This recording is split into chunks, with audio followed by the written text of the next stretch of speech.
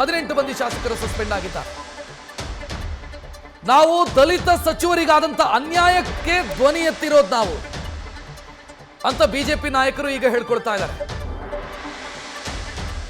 ದಲಿತ ಸಚಿವರ ಪರವಾಗಿ ನೀಲಿ ಶಾಲನ್ನು ಧರಿಸಿ ನಾವು ಪ್ರತಿಭಟನೆಯನ್ನ ಮಾಡಿದ್ದೀವಿ ಅಂತ ಬಿಜೆಪಿ ಅವರು ಹೇಳ್ತಾ ಇದ್ದಾರೆ. ಅದಕ್ಕೆ ತಕ್ಕಂತೆ ಇವತ್ತು ನೀಲಿ ಶಾಲು ಹಾಕೊಂಡು ಬಂದಿದ್ರು ಬಿಜೆಪಿ ಶಾಸಕರು. 18 ಮಂದಿ ಸಸ್ಪೆಂಡ್ ಆದಂತ ಶಾಸಕರನ್ನ ಕೂಡ ಹೊರಗೆ ತರೋ ಸಂದರ್ಭದಲ್ಲಿ ಅಂದ್ರೆ ಮಾರ್ಷಲ್ಗಳು ಏನು ಕಲಾಪದಿಂದ ಅವರನ್ನ ಎತ್ಕೊಂಡು ಹೊರಗೆ ಬಂದ್ರು, ಆಗ ನೀಲಿ ಶಾಲನ್ನು ಧರಿಸಿಕೊಂಡಿದ್ರು. ಕಾನ್ಸೆಪ್ಟ್ ಏನು ಅಂತಂದ್ರೆ ಬಿಜೆಪಿ ನಾಯಕರು ಹೇಳ್ತಾ ಇರೋದೇನು ಅಂತಂದ್ರೆ ದಲಿತ ಸಚಿವರಿಗೆ ಅನ್ಯಾಯ ಆಗಿದೆ.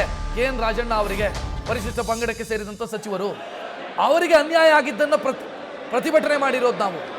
ಅವರಿಗೆ ರಕ್ಷಣೆ ಸಿಗಬೇಕು ಅಂತ ಪ್ರತಿಭಟನೆ ಮಾಡಿದ್ದು ನಾವು. ತನಿಖೆ ಆಗಬೇಕು ಅಂತ ಪ್ರತಿಭಟನೆ ಮಾಡಿದ್ದು ನಾವು. ಸರ್ಕಾರದ ಸಚಿವರ ಪರವಾಗಿ ಮಾತನಾಡಿದ್ದು ನಾವು. ಆದರೆ ನಮ್ಮನ್ನು ಸಸ್ಪೆಂಡ್ ಮಾಡಲಾಯಿತು. ಮುಖ್ಯಮಂತ್ರಿ ಸಿದ್ದರಾಮಯ್ಯ ಅವರಿಗೆ ಈ ಹನಿ ಟ್ರಾಪ್ ಕೇಸನ್ನ ತನಿಖೆಗೆ ಕೊಡುವಂತ ಧೈರ್ಯ ಇಲ್ಲ, ತನಿಖೆಗೆ ವಹಿಸುವಂತ ಧೈರ್ಯ ಇಲ್ಲ. ಆ ಕಾರಣಕ್ಕಾಗಿ ನಮ್ಮ ಪ್ರತಿಭಟನೆಯನ್ನ ಹತ್ತಿಕ್ಕಿದ್ದಾರೆ ಅಂತ ಬಿಜೆಪಿ ಕ್ಲೈಮ್ ಮಾಡ್ಕೊಳ್ತಾ ಇದೆ.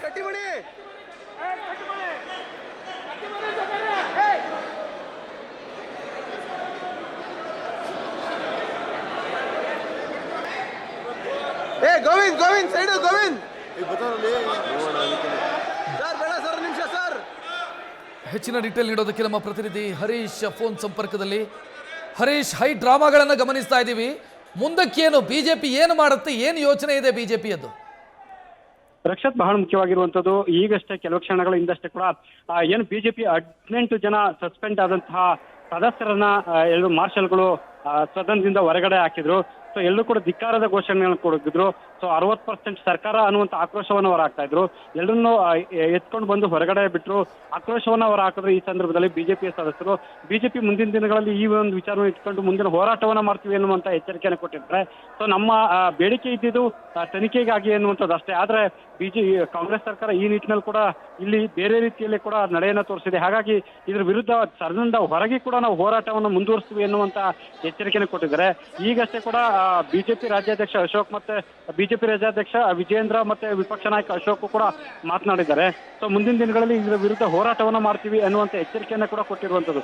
ಹಾಗಾಗಿ ಈ ಸದ್ಯದ ಮಟ್ಟಿಗೆ ಏನು ಅನ್ನುವಂಥದ್ದು ಕೂಡ ಬಿಜೆಪಿಯಿಂದ ಯಾವುದು ಕೂಡ ವ್ಯಕ್ತ ಆಗದೆ ಇರುವಂತದ್ದು.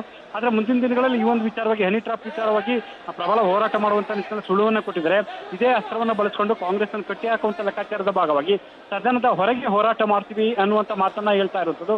ಹಾಗಾಗಿ ಮಗದೊಂದ್ ಕಡೆ ಬಿಜೆಪಿಯಲ್ಲೂ ಕೂಡ ಈ ಒಂದು ವಿಚಾರಕ್ಕೆ ಸಂಬಂಧಪಟ್ಟಂಗೆ ಒಮ್ಮತ ಇದ್ದಂತೆ ಕಾಣಿಸ್ತಾ ಇಲ್ಲ. ಯಾಕಂದ್ರೆ ಕೆಲ ಸದಸ್ಯರು, ಈ ಬಿಜೆಪಿ ಸದಸ್ಯರು ಇದು ಬೇಕಿರ್ಲಿಲ್ಲ ಅನ್ನುವಂತ ಅಭಿಪ್ರಾಯವನ್ನ ಕೂಡ ವ್ಯಕ್ತಪಡಿಸ್ತಾ ಇದೆ.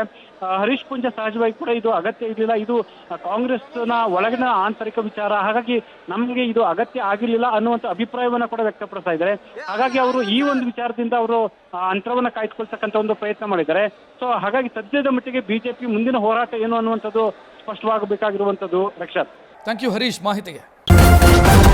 ನ್ಯೂಸ್ ಫಸ್ಟ್, ನಿರ್ಭೀತಿಯಿಂದ ನಿಮ್ಮ ಪರವಾಗಿ.